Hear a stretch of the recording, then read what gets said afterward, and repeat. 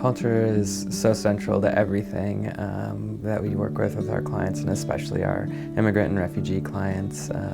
They're facing so many challenges in deciding kind of what they want to cling to in their cultural heritage and which ways they're going to change and adapt to a new culture, and that really informs everything they do, the services they seek, the beliefs they have about illness and the way that they seek help, and their beliefs about whether or not they can get help from certain places. So we have to be fully aware and open to asking those questions.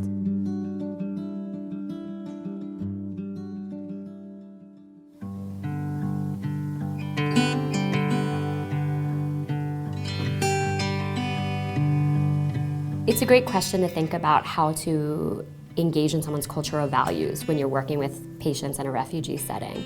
I think that a good starting point is to read something on the country of origin of the patient population you're working with.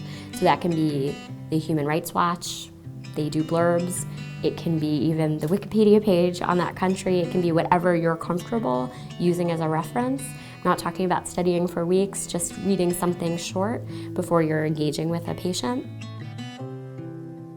Oh, when somebody asks about the culture, about the food, about the country, about the life history, we feel happy.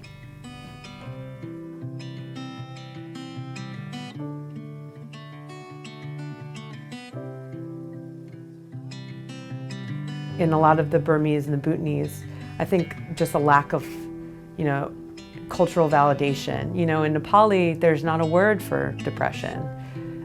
So how do you approach that is a big barrier, I think, for us, also for patients, because they might not be able to identify it. I think there's also stigma associated with it. It's, why is grandma taking medication for this? Why does she need that? And, so I think that's sort of a difficulty. Stigma is something we battle both in the United States and particularly abroad. Depending on the culture, there might be an enormous stigma of mental illness and seeking mental health care. So something we absolutely have to be aware of. I think asking the right questions about people's beliefs about the causes of mental illness and how that informs the way that they seek help. If somebody believes that a mental illness has a spiritual root, seeking a doctor for help, it really doesn't make any sense. So understanding some of those connections and making sure that people are getting the help and support they need that are based in their cultural beliefs is really important and valuable.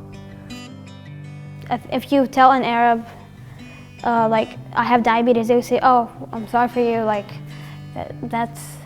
they would know that it's an actual, like, illness. But if you tell them, like, I have depression, they would say, oh, you just did this yourself. You need to fix yourself, and it's not, that's not the way it works.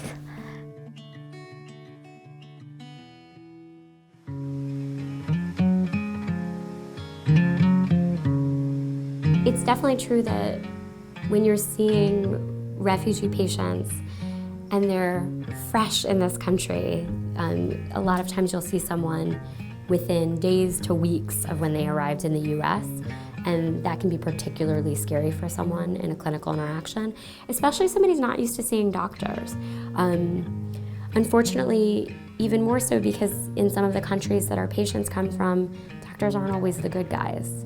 So there can be biases and there can be misperceptions about what doctors might be in the US. Actually, the Bhutanese people, or the people from Bhutan, they cannot talk as like you, as like the face-to-face eye contact. They cannot do because the different system, different rules and laws. We can talk direct face-to-face, but we cannot do in our country. So because of that, it feels very difficult, and it may be feeling shy, uneasy, and feeling some uncomfortable. But I learned from the doctor, from the nurse, from the hospital staff, how to behave with the doctor, how to talk with the doctor, and now I can do, I'm doing.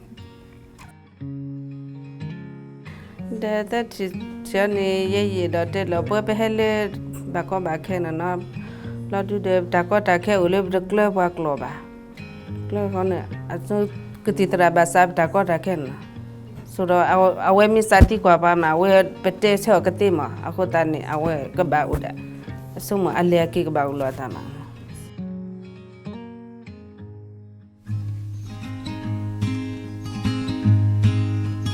You know, a lot of these cultures are very tight-knit and strong. I think holding on to their traditions and their culture is very protective because it brings the community together and limits the social isolation, which I think is really protective.